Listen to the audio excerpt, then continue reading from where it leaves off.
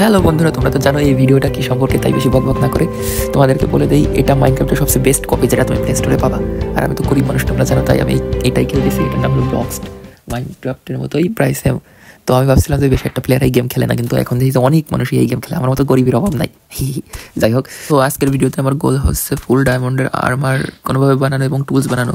এবং যদি তোমরা সাপোর্ট দাও তাহলে নেক্সট ভিডিওতে অনেক কিছু বিল্ডও করবো এবং সার্ভাইভাল সিরিজও বানাবো।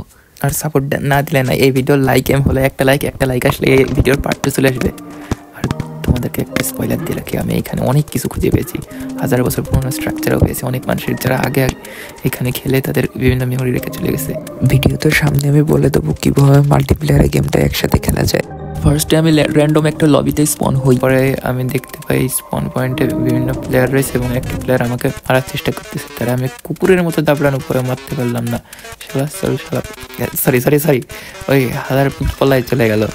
তাকে ও পলানোর পরে তারপরে আমি আবার আর এক জায়গায় চলে যাই, তারপরে রিসোর্সেস কালেক্ট করার পরে তারপরে আমি মরে যাই। ভালো কাজ করি না। তারপরে আমি স্পন পয়েন্টে যাই, একটু ভিক্ষে করা শুরু করি, কারণ এখানে স্পন প্রোটেকশন আছে, প্লেয়াররা আমাকে মারতে পারবে না। ভিক্ষে করতে করতে একজন প্লেয়ার একজনকে মেরে আমাকে কিছু টুলস দিয়ে চলে যায়। ডায়মন্ডের টুলস পেয়ে গেছি। বাই বাই বন্ধুরা, ভিডিও এখানেই শেষ, আমার গোল পূর্ণ হয়ে গেছে। দেখা হবে নেক্সট ভিডিওতে।